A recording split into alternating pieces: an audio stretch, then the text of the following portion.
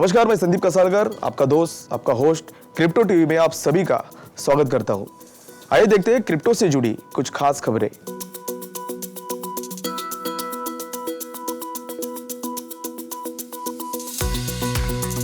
नवंबर के बाद बिटकॉइन में आया सबसे बड़ा एक दिवसीय उछाल। संसद का शीतकालीन सत्र समाप्त होते ही भारत ने क्रिप्टो बिल को टाला। पूर्व अमेरिकी राष्ट्रपति ट्रंप ने क्रिप्टो बाजार को खतरनाक बताया। यूरोप की सबसे बड़ी telecom company Polkadot token acquire करके बनी नोड वैलिडेटर। एल साल्वाडोर के राष्ट्रपति ने 21 बिटकॉइन खरीदे। सिंगापुर ने लगभग 100 क्रिप्टो फर्म्स के आवेदनों को खारिज कर दिया। दुनिया का पहला एसएमएस मेरी क्रिसमस एनएफटी के रूप में 1 लाख यूरो से अधिक में हुआ नीलाम।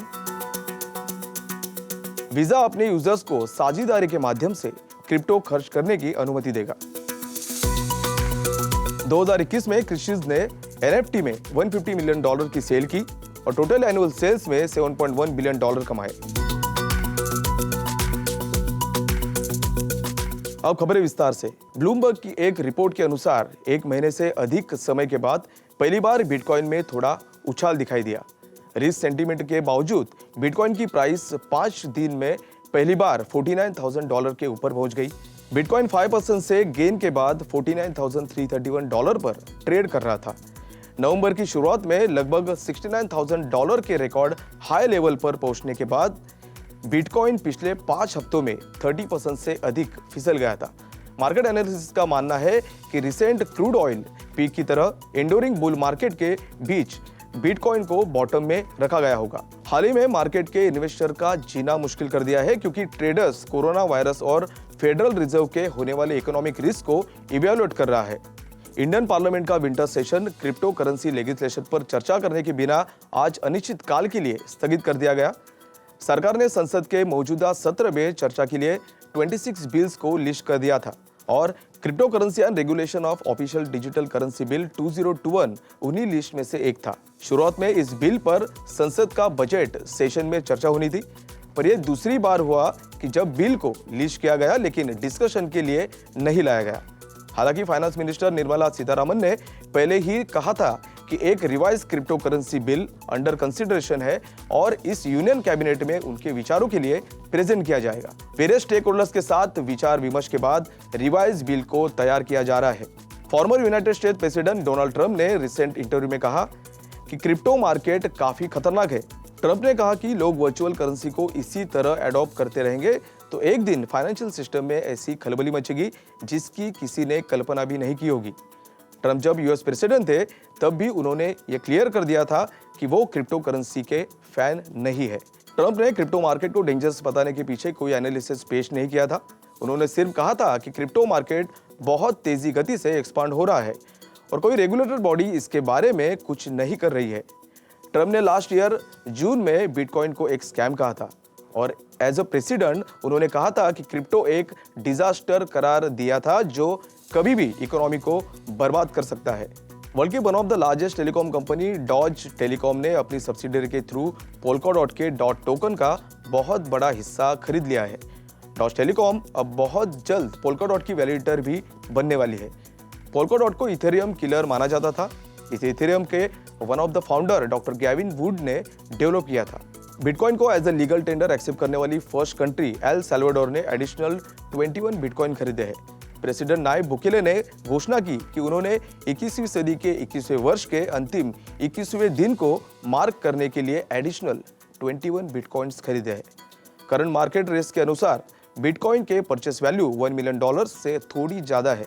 प्रेसिडेंट बुकेले ने एक ट्विटर कोट थ्रेड शुरू किया है जहां उन्होंने पहली बार बात की जिसमें उन्होंने बिटकॉइन के $21 मिलियन का जिक्र करते हुए कहा कि एल साल्वाडोर का पूरा एरिया अप्रोक्सीमेटली 21,000 स्क्वायर किलोमीटर है।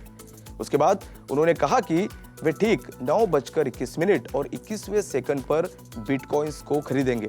डिप्स के दौरान एल साल्वाडोर ने अपनी बिटकॉइन की कंटिन्यूअस बाइंग स्प्री को बरकरार रखा है। इस स्ट्रैटेजी से उन्हें गिरावट के दौरान अपने इन्वेस्टमेंट पर हुए लाभ से नए हॉस्पिटल्स और स्कूल्स बनाने में मदद मिली है। हाल ही में प्रेसिडेंट बुकेले ने इंटरनेशनल मॉनेटरी फंड और वर्ल्ड बैंक की आलोचना का सामना करने के बाद $1 बिलियन के बिटकॉइन वोल्केनो बॉन्ड्स लॉन्च किए, जिसमें मॉनेटरी सहायता में $1 बिलियन प्राप्त करने की कोई उम्मीद नहीं थी। सिंगापुर में क्रिप्टो लाइसेंसेस के लिए अप्लाई करने वाले 100 से भी अधिक इंस्टीट्यूशंस को रिजेक्ट कर दिया है या उन्होंने स्वेच्छा से अपने पेपरवर्क को विड्रॉ कर लिया है। सिंगापुर ने घोषणा की है कि वो क्रिप्टो करेंसीज को रेगुलेट करना शुरू कर देगा। सिंगापुर के सेंट्रल बैंक ने अक्सर कहा है कि क्रिप्टो करेंसीज का दुरुपयोग किया जा रहा है और इसके लिए स्ट्रिक्ट रेगुलेशंस की आवश्यकता है। जुलाई में मिनिस्टर थर्मन शनमुगारत्नम के पार्लियामेंट एड्रेस के बाद से ही रेगुलेशन स्टार्ट हो गए थे। उन्होंने कहा है कि सिंगापुर इन लाइसेंसों को जारी करना शुरू कर देगा। सिंगापुर में 90 से भी अधिक क्रिप्टो करेंसीज कंपनीज काम कर रही है। सितंबर में सिंगापुर के मॉनेटरी अथॉरिटी ने बाइनेंस को सिंगापुर में अपनी क्रिप्टो सर्विसेज को बंद करने के लिए कहा है। मेरी क्रिसमस इन 2 शब्दों से बना दुनिया का पहला एसएमएस मंगलवार को पेरिस के ऑक्शन हाउस में एनएफटी के रूप में 1,07,000 यूरो यानी तकरीबन $1,21,000 में बेचा गया था। इस टेक्स्ट मैसेज को 3 दिसंबर 1992 में भेजा गया था। इस एसएमएस को ब्रिटिश टेलीकॉम कंपनी वोडाफोन द्वारा नीलामी के लिए रखा गया था। वोडाफोन के इंजीनियर नील पैपवर्थ ने अपने कंप्यूटर से यूके में एक मैनेजर को यह एसएमएस भेजा था, जिसे उन्हें अपने 2 किलो के कॉर्डलेस फोन जैसे ऑर्बिटल टेलीफोन पर रिसीव किया था। Leading global payment processing firm visa ने अपने प्लेटफॉर्म पर यूजर्स के लिए डिजिटल असेट्स स्पेंड करने के लिए एक इनिशिएटिव की घोषणा की है। वीजा के अनुसार इसके यूजर्स दुनिया भर में 80 मिलियन से अधिक मर्चेंट लोकेशंस में क्रिप्टो से पेमेंट कर पाएंगे। वीजा के क्रिप्टो डिपार्टमेंट के हेड काय शेफील्ड ने एक इंटरव्यू में कहा है कि कंपनी का क्रिप्टो आर्म पिछले कुछ सालों में काफी बड़ा है और क्रिप्टो सेगमेंट डिपार्टमेंट में वेरियस कैपेसिटी में काम करने के लिए कंपनी ने 100 से ज्यादा लोगों को हायर किया है। वीजा के क्रिप्टो आर्म में दुनिया भर में 60 से अधिक क्रिप्टो इन्वेस्टमेंट फर्म्स के साथ पार्टनरशिप की है। शेफील्ड ने यह भी कहा है कि वीजा ने पॉपुलर क्रिप्टो एक्सचेंजेस के साथ भी पार्टनरशिप की है, जिससे उनके यूजर्स दुनिया भर के 60 मिलियन आउटलेट्स में क्रिप्टो कार्ड का यूज करके डिजिटल एसेट्स को स्पेंड कर सकते हैं। जहां पर भी वीजा कार्ड्स एक्सेप्ट होते हैं, वहां पर क्रिप्टो कार्ड के यूजर्स अपने डिजिटल एसेट्स को स्पेंड कर सकते हैं।